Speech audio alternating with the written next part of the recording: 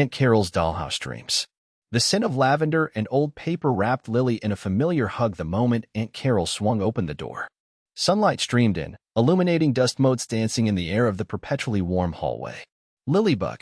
Aunt Carol's voice was a song, and her embrace, as always, squeezed just a little too tight. Upstairs, in the room Lily secretly thought of as doll heaven, stood the magnificent dollhouse. It wasn't just any dollhouse. It was a Victorian mansion in miniature, complete with tiny gas lamps that actually flickered and a miniature garden overrun with plastic roses. Today, Aunt Carol announced, her eyes twinkling, the Vanderlyn family is hosting a masked ball. Lily gasped, already envisioning the scene. Mrs. Vanderlyn, a stern-faced porcelain doll with a penchant for pearls, would, of course, be wearing the diamond tiara. Hours melted away as they orchestrated the party. Kin, Lily's perpetually clumsy action figure, made an unexpected appearance, tripping over Mrs. Vanderlyn's petticoats and causing a scandal. Aunt Carol voiced the dolls with dramatic flair, her talent for improvisation making each visit a unique adventure.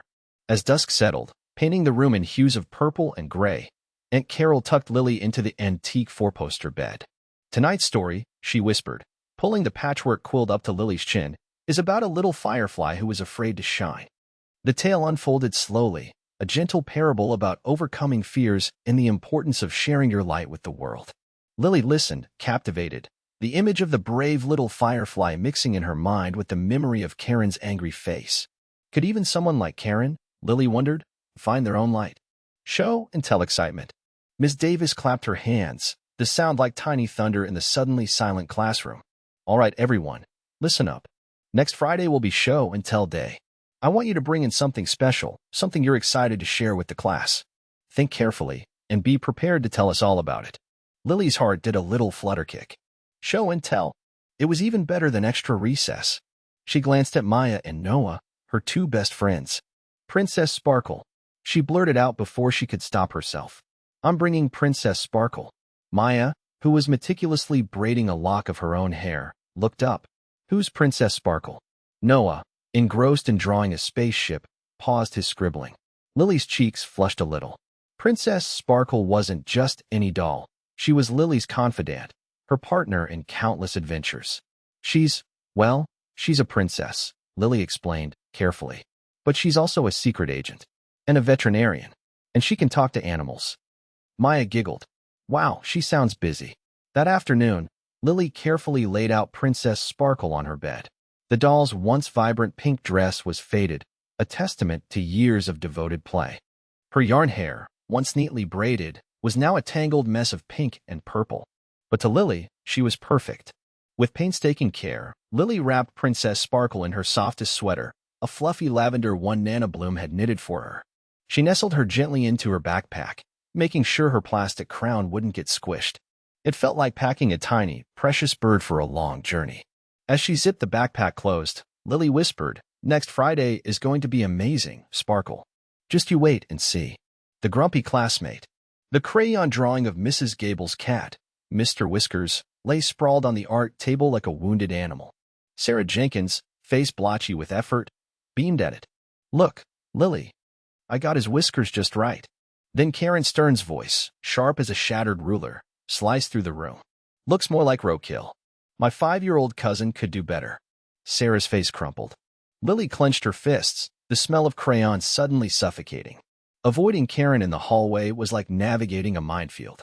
Her locker, decorated with faded pop star posters, seemed to pulse with a hostile energy. Lily hugged her books tighter, pretending not to see Karen's scornful gaze sweep over her patched-up backpack. The air tasted like dust and unspoken insults. Recess offered no sanctuary. The swing screeched, the laughter of other children a distant melody. Lily spotted Karen perched alone on the edge of the sandbox, a fortress of solitude built from scorn and loneliness. She wasn't building sandcastles or bullying anyone. She was just sitting, a small, hunched figure against the bright chaos of the playground. A flicker of something that might have been sadness crossed Karen's face before she noticed Lily watching and snapped back to her usual glower. Lily quickly turned away, the taste of guilt bitter on her tongue. Princess Sparkle's unfortunate day. Show and tell. Lily clutched Princess Sparkle tighter, her palms slick with nervous excitement. Today, everyone would finally understand how truly special Sparkle was. When Mrs. Davison called her name, Lily practically skipped to the front, placing Sparkle gently on the small table. "This," she announced, her voice a little shaky at first, "is Princess Sparkle. She's a royal fashion designer and also a secret agent, and she has a unicorn best friend named Horace." Lily smoothed the doll's shimmering, rainbow-streaked wig. "She uses her glitter bombs to stop bad guys." A giggle rippled through the class. Even Michael, who usually only cared about dinosaurs, seemed interested. But then, Karen Stern pushed past two kids and stood right in front of the table, her face a twisted sneer. "That's just a stupid doll," Karen said, her voice loud and grating. Before Lily could react, Karen snatched Princess Sparkle. The glittery fabric of Sparkle's gown snagged in Karen's grip. "She's not stupid," Lily cried, reaching for her. Karen ignored her. With a cruel laugh, she yanked at the rainbow wig. The glue gave way with a sickening rip, leaving Princess Sparkle bald and forlorn.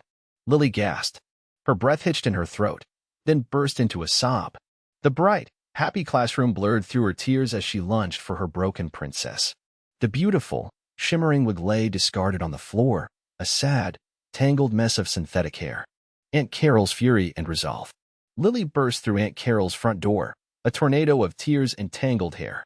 "Aunt Carol," she wailed, collapsing onto the floral sofa. "Princess Sparkle, she's gone." Carol rushed over, kneeling beside Lily. "Lilybug, what happened?" "Take a deep breath." She pulled a tissue from the box on the coffee table and gently dabbed at Lily's swollen eyes. Between sobs, the story tumbled out. "Karen. Scissors." A pink mane reduced to jagged stubble. Lily's voice cracked as she described the doll's desecration. She ruined her. Princess Sparkle was so beautiful. Aunt Carol's face hardened, a flicker of something dark crossing her usually sunny features. But then, she took another deep breath. "Oh, Lily," she murmured, pulling her niece into a hug. "That was a very mean thing to do." For a moment, silence hung heavy in the room, punctuated only by Lily's sniffles.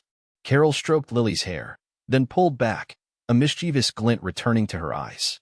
"You know," she said, a slow smile spreading across her face, "maybe Princess Sparkle needed a makeover. A superhero makeover." Lily looked up, confused. "We can't undo what happened, sweetie. But we can give Princess Sparkle a new story. A brave, bold story." Aunt Carol stood up, her energy shifting. "Let's find some fabric scraps, some glitter glue, maybe even some tiny felt masks. Princess Sparkle is about to become Super Sparkle, defender of dolls. Baking with a purpose." Aunt Carol hummed a jaunty tune, pulling out flour, sugar, and butter.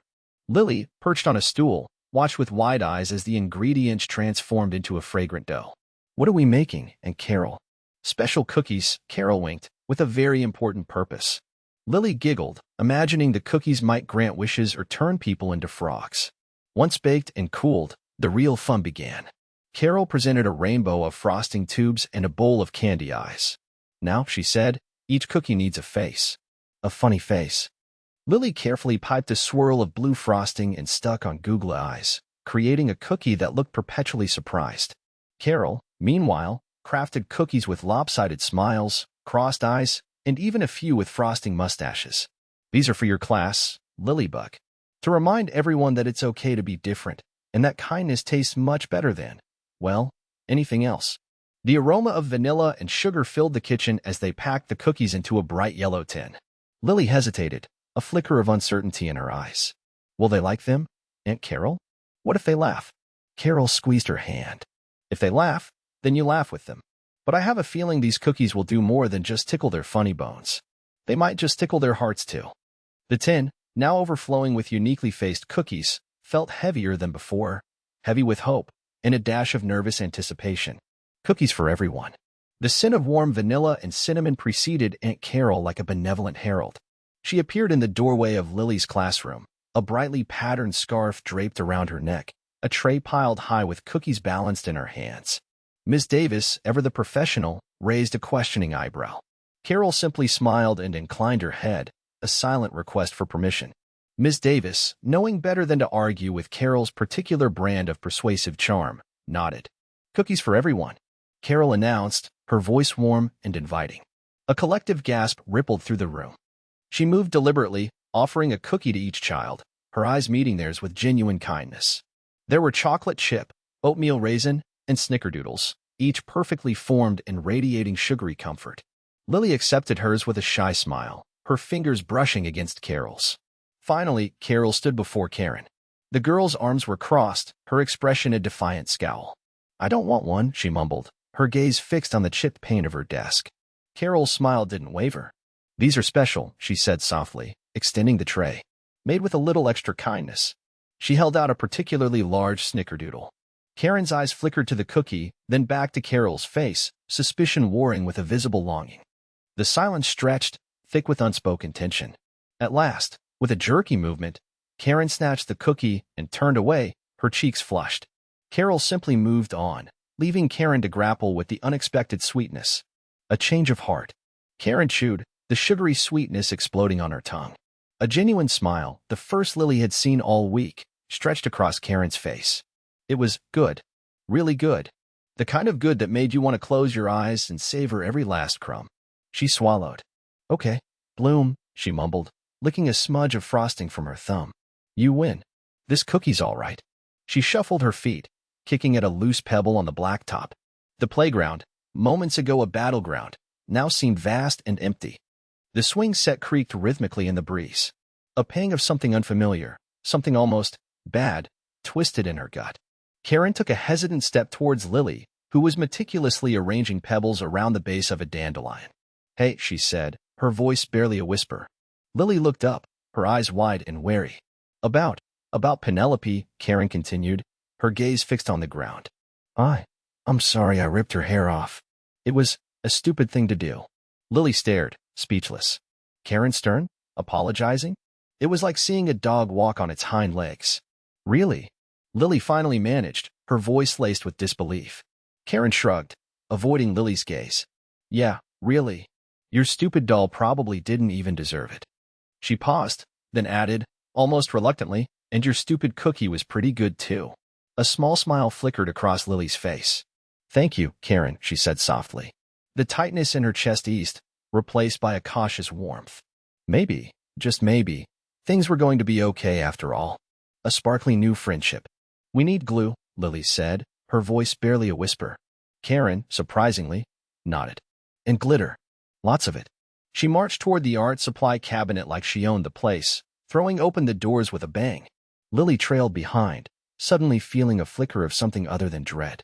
Was this collaboration?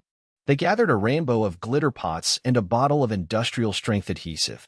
Back at Lily's desk, Princess Sparkle lay forlorn, her bald head gleaming under the fluorescent lights. Karen, surprisingly gentle, held the wig in place while Lily painstakingly applied glue. Emerald green glitter followed, then sapphire blue, then a dazzling burst of ruby red. "Hold it steady," Lily instructed, her tongue poking out from the corner of her mouth. Karen, for once, listened. When they were finished, Princess Sparkle looked, well, sparkly, perhaps a bit too sparkly. But Lily didn't care. She carefully propped the doll up. "She's beautiful," Lily declared. Karen actually smiled. A real, genuine smile that transformed her face.